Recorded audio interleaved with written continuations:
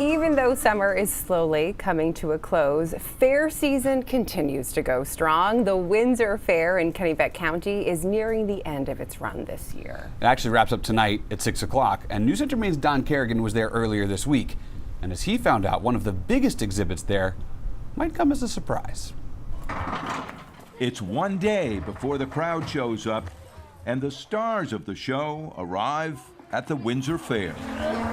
The barns and the livestock shows will draw farm people who understand it all, and the rest of us who just like to watch. The midway for the kids, the horse racing for the grown-ups, all ready to go. How many visitors typically? We generally will get about 100 to 125,000 people come through our gates during the week. Windsor is the second biggest agricultural fair in Maine. It's all food vendors along here. And Dan Foster knows this place inside and out. His family has been part of fair leadership his entire life. Inside this area. Dan had a concession stand here when he was a kid. Now he helps to manage the fair. In fact, my wife kind of jokes around that it was in her wedding vows to be part of Windsor Fair.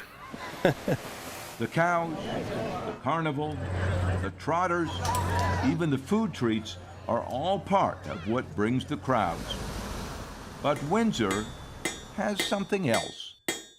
Windsor has history. So yeah, that thin material goes from my working temperature 15 to 1800, depending. Jan Tricarico's blacksmith shop is just part of it. Because on this corner of the grounds, the Windsor Fair and the Windsor Historical Society have partnered to bring local history to life. We're looking at approximately a circa 1900 small village. We have the blacksmith shop, a cooper shop where they made barrels, an old family barn that was here in Windsor that's about 220 years old that we moved here. I enjoy it. Rick Cummings has been helping to put this all together for 30 years.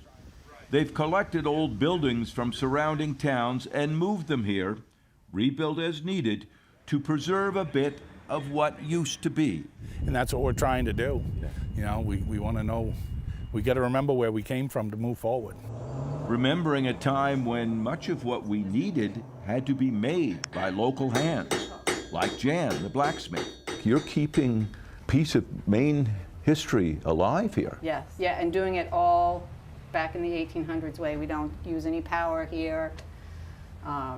We don't stay working until 8 o'clock at night because once it's dark, we're done. A time when everybody knew you have to strike when the iron's hot. And a time when being on the cutting edge had a very real meaning. The old sawmill was moved here from Albion and rebuilt and is now used again for fair lumber. It also teaches a valuable lesson of the days when many jobs carried some danger. You can only display so many. There's even more inside, like a tinsmith shop from Augusta. So this was somebody's shop. This was somebody's just in a shop. different place. Wow. This is pretty much the way it was. They closed up in the early 40s, and we've probably had it since 2000.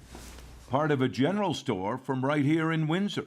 Oh, look at that. The original counter from Huzzy's General Store, from just down the road. Wow. Okay. And it runs flawlessly. And the old Thompson print shop all the way from Brewer, carefully tended by Don Bassett. This particular machine was built in 1933, but they never changed anything on the patent. And you can see to work on this thing all day. Over the course of several decades, the history section has become a real attraction, says Dan.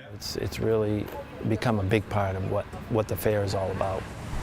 And while many historical societies get little public attention, this one draws crowds. And you get to show this off to everybody else. Yeah, 100,000 people at your doorstep. It makes it fun, and the kids are amazed, and I like talking to the older folks that remember this life. Most of us no longer live or work on farms. We're glad some people do, of course, because we depend on farmers, even though there are fewer farms than ever. This is more important than ever to have these fairs as a showcase for agriculture. The fair may also be a reminder, really, of who we are. And this little history village, if you take a few minutes to look, helps to show how we got here. Is there something you don't have yet that you'd really like to have here? I think if we had as a group as a whole that we'd like to have, we're kind of lacking a small church. So, if you know where there might be a small church that could be moved, All villages had a church. And Rick Cummings wants to know.